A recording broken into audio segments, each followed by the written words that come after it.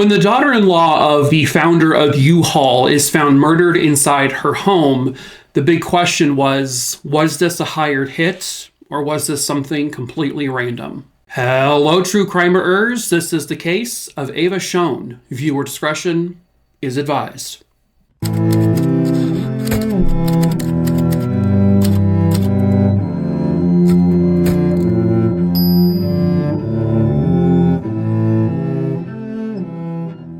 Real quick before we get started, hello, my name is Mike. Okay, I tell true crime stories here on YouTube pretty much every single day at this point, so please subscribe if you are into that kind of thing. And I also tell short form true crime stories over on TikTok, where I have a couple different pages where I just tell true crime stories.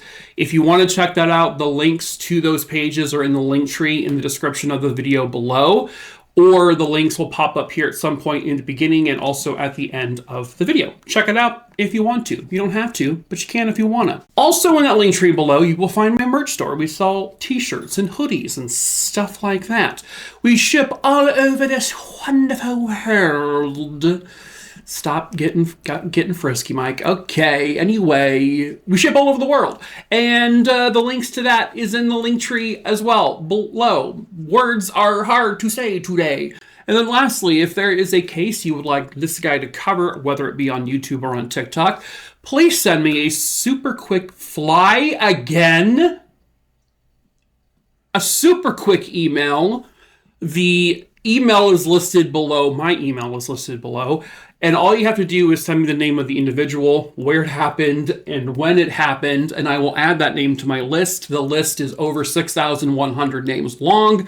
I pick the cases I cover for each video at complete randomness, so it could be a while before I get to your case that you recommend, but I will get to it eventually. But anyway, I'm going to murder a fly again, because I thought I rid you and your whole family. Anyway, let's get into today's case. Sorry about that. Okay, Mike's feeling weird today. It was August 6th, 1990 in Telluride, Colorado, where at the time it had a population of about 1,200 or so people. Pretty small little community. But on that August 6th, 1990 day, that little town would be rocked by something pretty huge and something pretty sad. A little girl would end up calling 911 and to report that her mother was dead. And this is that 911 call. My mom, I woke up devastated. What is your name? Eva Shoen. I live in the experiences. I'm up this log house. There was blood on the bed. Please send somebody. The little girl said that her mom, Eva Shoen, had been shot, or it looked like had been shot, at the top of the stairs of their home. This was pretty early in the morning. The girls woke up and they went outside to play with their dog, and they said they wanted to go show their mom a new trick they taught the dog. So they run back into the house and they run up the stairs looking for their mom, and they find her dead on the stairs. Once they called 911, they then kind of ran out of the house screaming, and they managed to flag down a passing motorist on a road that was kind of far away because where the house was really desolate. It was not surrounded by other homes, and so the road was pretty far away. The police and ambulance eventually arrive, and Eva Shoen is pronounced dead at the scene. She did have a single gunshot wound to her head. When they are examining the house, they see that in Eva Shoen's bedroom, there is blood on the sheets. There is also what appeared to be a portion of the sheet had been ripped off, and they didn't really understand why. The rest of the sheet, though, had that blood stain on it, and so it appeared that Eva Shoen had been shot while she was in her bed, and that she managed to get up and walk towards the staircase, but then she fell to the ground, collapsed, and died. According to the two girls, they said that sometime around 2 o'clock in the morning, they thought they heard a thump and then another thump a few seconds later, but they didn't really know what it was. They never left their bedroom to see, and they just went back to bed. They did determine that Eva Shoen had not been dead for like a few minutes or anything like that. She had been dead for a few hours. So that time frame of about 2 a.m. probably sounded pretty accurate as to when she actually died. The rest of the house was in pretty decent condition. There was a couple of drawers in the bedroom that had been pulled out, so they weren't sure if someone was like looking for something, but if they were planning to rob the house, there was this really expensive necklace, I think it was a pearl necklace or something, literally hanging on the bed right underneath or right on above where Eva had been laying in bed, and they didn't steal it. There wasn't any stolen wallets or stolen cash. There wasn't anything prominent stolen from the house whatsoever. Eva Shoen wasn't sexually assaulted. There was no forced entry in the home, no kicked in doors, no cut screens, no broken windows, nothing. And so police were having a really difficult time figuring out why exactly this happened. What was the motive here? And what made it even more intriguing is the fact that the Shoen residence, like I said earlier, is in this really desolate location surrounded by a bunch of trees. It's not really a house you can see from like off the road. It's just kind of hidden. And so it made people wonder, like, was this a planned murder? Was Eva targeted specifically and someone had entered their home with the intention of killing her? That was a very strong possibility. Then police would find out something else. Eva Shoen was married. She was married to a man named Sam Shoen. Sam Shoen was actually in Phoenix, Arizona when the murder occurred. He had been contacted in Phoenix once they found out his wife was killed, and he drove back to Colorado ASAP, and he got there pretty quickly. They had found out that Sam Shoen had left prior to the murder happening, and this was confirmed because the girls saw their mom alive after Sam had left. They confirmed also that Sam had been pulled over by a highway police officer on his way to Phoenix because he drove there in his wife's car. And it confirms that he was nowhere even remotely close to the scene of the murder. And so he himself was cleared of physically committing the murder. But who is Sam Shoen and who is Eva Shoen? That's where this potential conspiracy comes into play. Sam Shoen is the son, the oldest son, to a man named L.S. Shoen. In 1945, L.S. Shoen, who had just come back from fighting in the war, well, he needed to pick up and move his family. He had a pretty large family. He didn't have a lot of money to hire movers and all of this stuff, and so he came up with this concept of moving yourself. And this was something that wasn't done very often back then, and this would lead to him creating the company U-Haul. L.S. Shoen is the creator, the founder of U-Haul, which has been open since 1945. This coincided with a lot of people who were coming back from the war, and families were relocating and moving, and there was not a lot of money out there, and so there was this desire for the do-it-yourself move, and L.S. Shoen really capitalized on that. He wasn't expecting it to take off, but it took off. Obviously, U-Haul is still around today, and one of the biggest companies in the country. And it started off as like this small type of company, but it very quickly, rapidly spread, and it started to make him a lot of money. Soon, that's when like the moving truck came into play, the moving vans later would follow. Obviously, they now have multiple different types of moving vehicles. LS was happily married to a woman named Anna Mary. They had their first son, Sam, but then over the years, they would end up having quite a large family.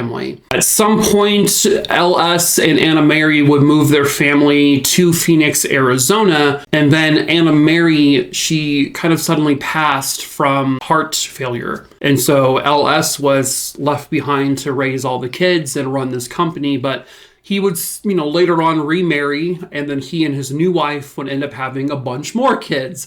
This was a gigantic family, and there were a lot of kids in this family. But luckily, they grew up with the success of U-Haul, and so money was never truly an issue in this family. This quickly became a billion-dollar enterprise. And LS's intention were for eventually his 7 sons and 5 daughters, 12 kids, to eventually take over the business. That was his plan. He would basically give them a large U-Haul stock. He would give them a part of the U-Haul stock when they were each born. And, one day, he planned to have all of them running it. By 1980, he would end up turning 92% of the company over to his children who were still involved in the business. And 6 years later, a couple of his kids had attempted a coup and attempted to kick LS, their father, out of the business. And there would be a majority of the 12 children would end up, because basically you ended up having 2 sides here. You had the siblings who were on board with kicking LS out of the company and completely removing him from all of it. The guy who founded the business and made them successful.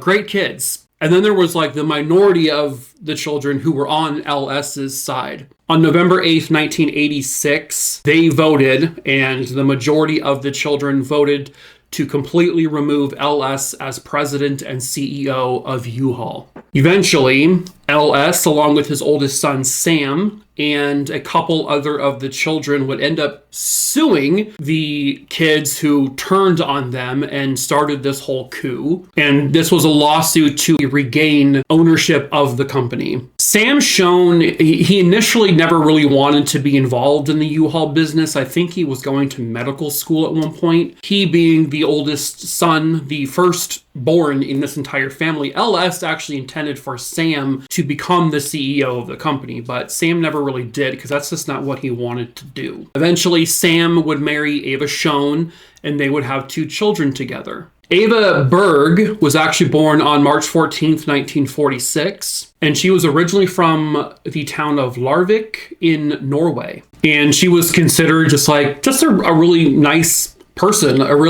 She was very active. Her and Sam were always going out hiking and doing a lot of physical activity outside. They kept in good shape. And Eva was just an awesome mom. She absolutely adored her 2 children.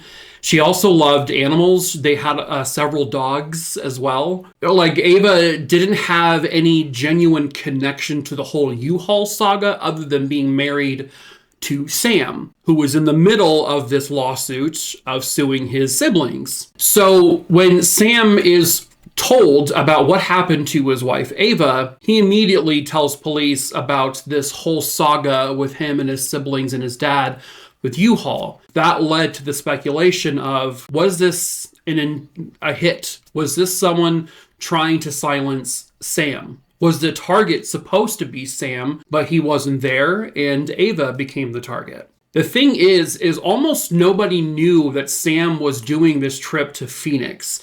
It was a last-minute impromptu trip that he had to take, because that's where the headquarters to U-Haul was. It was in Phoenix, Arizona. The LS had moved it there to where I live, Phoenix. But it wasn't on any kind of docket. It wasn't in the books. It was very sudden trip he had to take. That's why he thought that maybe he was the target. He was supposed to be the one shot and killed that day and his theory was, and LS believed this as well, 2 of LS's sons, the main ones behind the coup at U-Haul, and those 2 were Mark and Joe Shoen. LS believed that the 2 of them were responsible for this murder. Maybe not directly, but more than likely indirectly.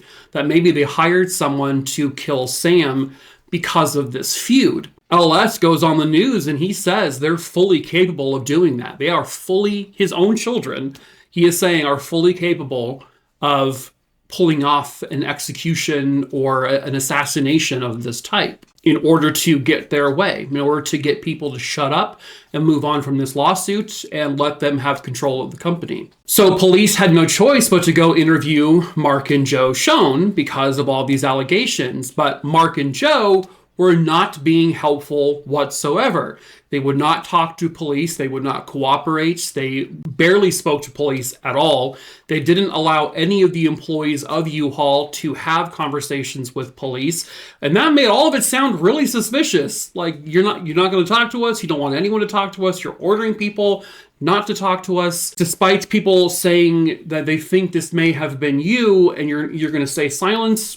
You know, it seemed really suspicious to police and to the rest of the family. It also kind of tracked with the fact that they didn't know that Sam was going to be out of town and that they had sent this potential hitman to enter the home and kill him. But why would the hitman kill Eva if he didn't see Sam there? Did Eva interrupt him? Did Eva see him when she wasn't supposed to? And that's why this potential hitman killed her. But they weren't cooperating with police, the brothers, and the rest of the siblings weren't. And so they really couldn't do much. Police, they couldn't even really get a warrant to compel them to talk or a warrant to search any of their properties or anything, because they didn't have any evidence to show that they were ones responsible for this. Sam puts out a reward offer of $250,000 to anyone who has information to find out who killed his wife, the mother of his children. Sam and his two kids moved out of the house that day. They never went back to that home ever again. And this devastated and completely destroyed their family. I mean, this really ruined them, especially since Sam he thought his own family did this.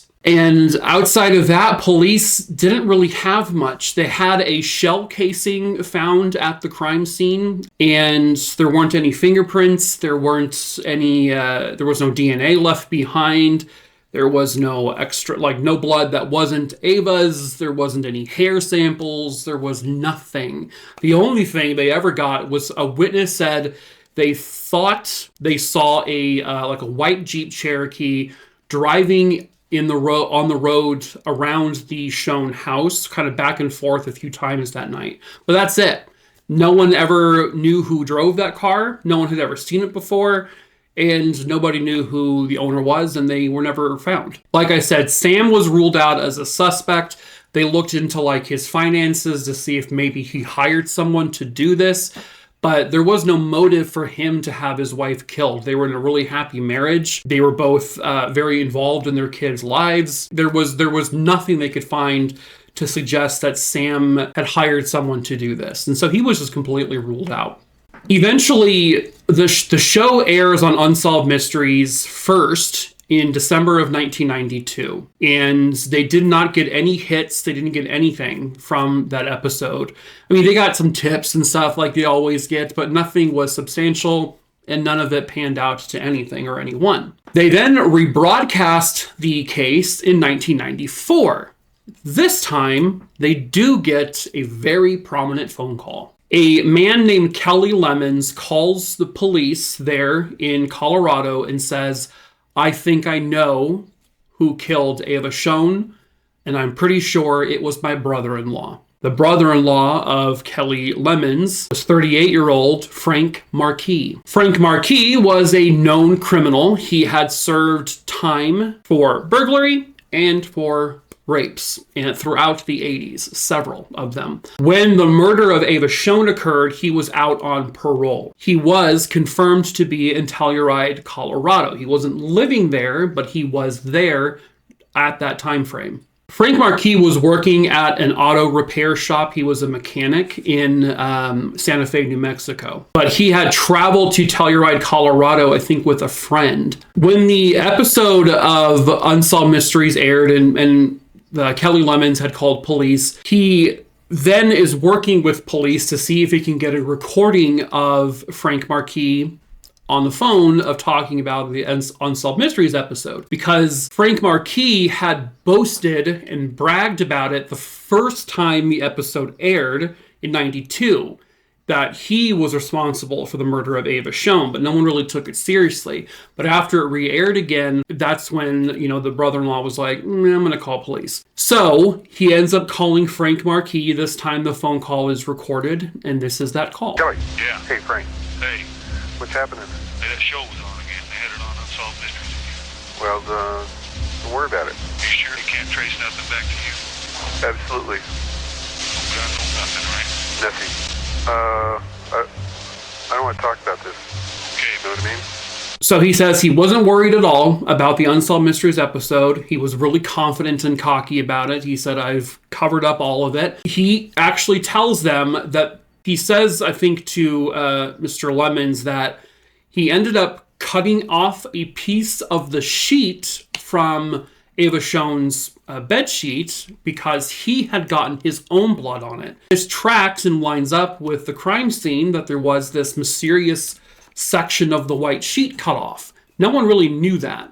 Police also look into the whereabouts. They want to confirm he was in Telluride, and they found out that on both August 5th and August 6th, he was supposed to be at work in Santa Fe, New Mexico, but he called off both days. The boss of the auto repair shop told detectives that he ends up finding out that he didn't call off because he was sick. He called off because Frank Marquis and a friend named Jeff Beal, Jeff Beal is pictured here, the two of them had gone to Telluride in Colorado because there was a music festival going on. So police reach out to Jeff Beal. Jeff Beal confirms that on August 5th and August 6th of 1990, the two of them were definitely in Telluride. So they can now place Frank Marquis there in Telluride for sure during the time of the murder. Jeff Beal would then later tell police that on the night of the murder, Frank Marquis was out all night long with the car, and that Frank Marquis had borrowed a gun from a coworker. He ends up, after the murder happens, Frank Marquis gives the gun back to the coworker, and there are some rounds missing. And Frank Marquis says, yeah, I had used it to shoot a dog.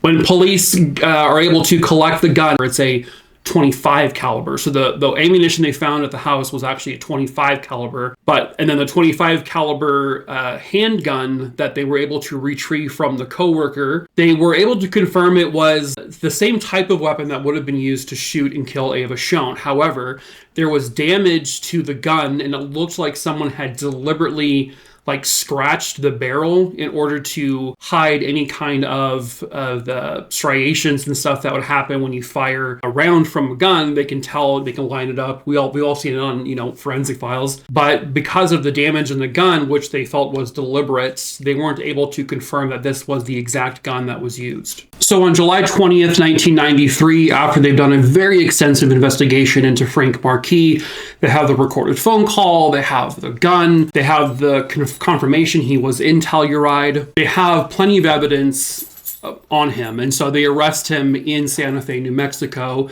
and he was brought back to Colorado and was put on a $1 million bond. He initially denies having anything to do with the murder of Eva Shoen. He says, I didn't do it, I wasn't there, not me.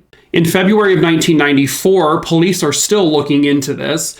They re-speak to his friend, Mr. Beal, and Mr. Beal says that around the time that the murder would have happened, they were driving around, and he remembers that Frank Marquis took clothing he had been wearing the day prior and he threw it out of the car. Well, Mr. Beal remembers where that was. And so, by a miracle, Mr. Beal is able to bring police back to the location where they threw the clothes out of the window. They're still there. They're decayed. I mean, they've been there for a little bit of time, and they've been weathered and whatnot, but they were able to collect those items.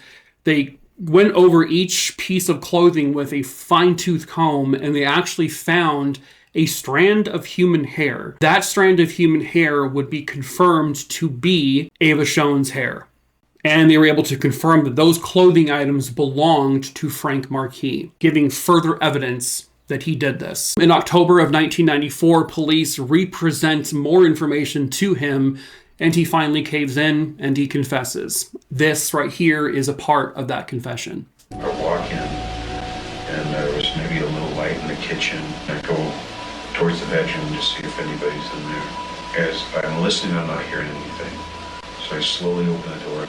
Ms. Shoen is sitting up in bed, reading a book. She was fighting me. She was turning away, and I pushed her with this hand as she was turning back, and the gun went off. He says that there were other houses kind of nearby, and he would end up breaking into and burglarizing at least one or two other homes, which police would go back to those homes and ask the homeowners, hey, were you robbed these nights? Were things stolen? Both homes said, yep, we were robbed that night, and these are the items that were taken. And they were the same exact items that Frank Marquis had told police he had stolen. So they have confirmation again that his story is lining up with what he did that night. He then says he came across the Shoen house and he walked inside. The door was unlocked. There was no need to break the door down. He then walked into the bedroom. He wasn't expecting anyone to be there because he figured this is summertime and people tend to not be there during the summer, I guess. Well, he walked into the bedroom where he saw Eva Shoen sitting up in bed reading a book. This caught her by surprise. She screamed, "Hey, get out of my house." But he said he then kind of got up to her and they fought and they struggled.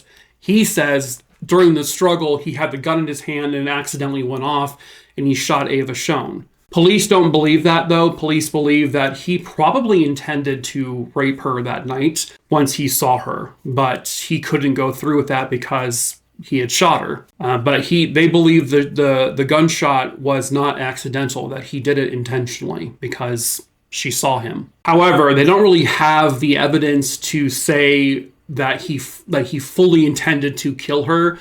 They couldn't prove whether or not it was an accident or not. And so he ends up taking a plea deal, unfortunately.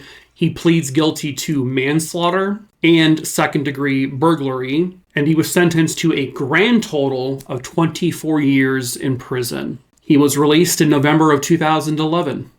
Ava's husband, Sam, believes that the U-Haul story was still somehow involved in this. Frank Marquis, they looked into him. He had absolutely no connections to any of the siblings in this U-Haul case. They didn't find any phone calls that traced back between, him and people in the U-Haul business. They couldn't find any past connections in terms of relationships. They could not find any connections whatsoever between Frank Marquis and anyone else in this family. But Sam says that based on the autopsy report, not only was Eva shot, they also found 2 different injection wounds on her body. I think it was near her breast. She did not have any medical procedures done at all. She's not someone who needed to take any kind of injections.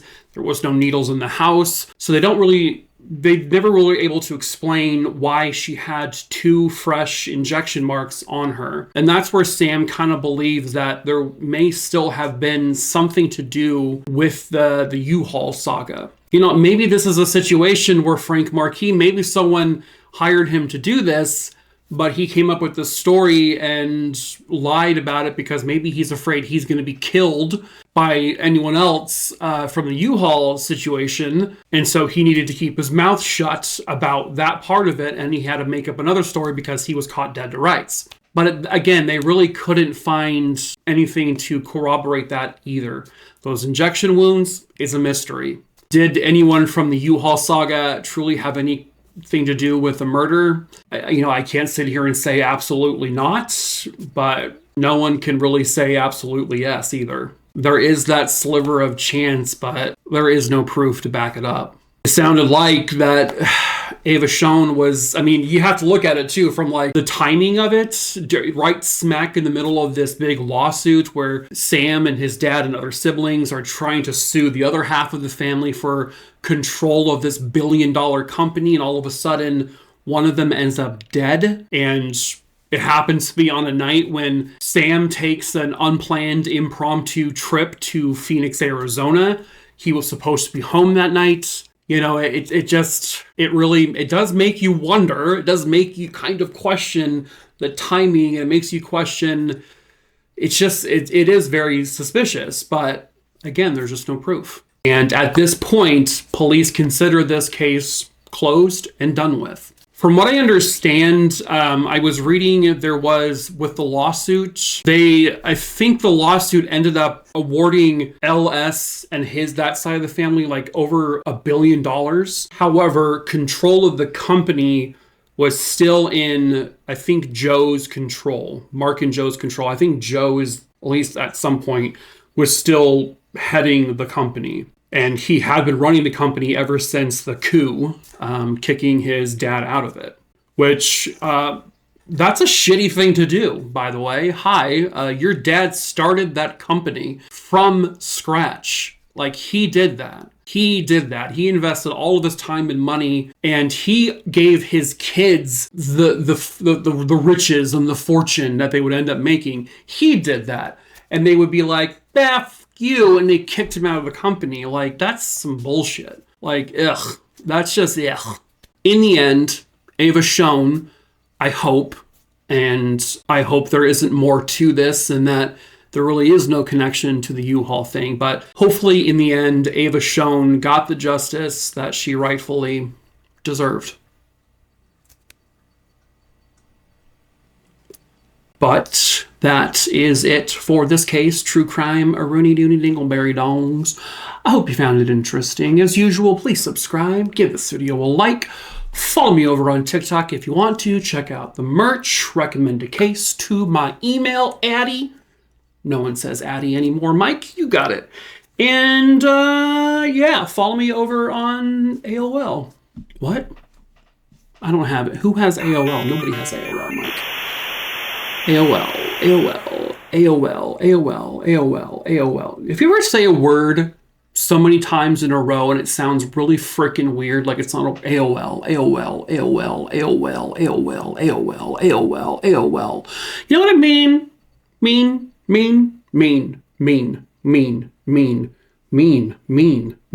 What's that mean? Mean. You know what I'm saying? What am I doing? AOL or something? I don't remember. Okay, go search what AOL is on, what's the big search engine? Alta Vista, right? That's what we're using, Alta Vista. Wow, okay. I am clearly showing how old I am. Alta Vista. Remember Alta Vista? You guys remember Prodigy? Prodigy on like the computers back in like the 90s? It was like the internet for kids. Prodigy.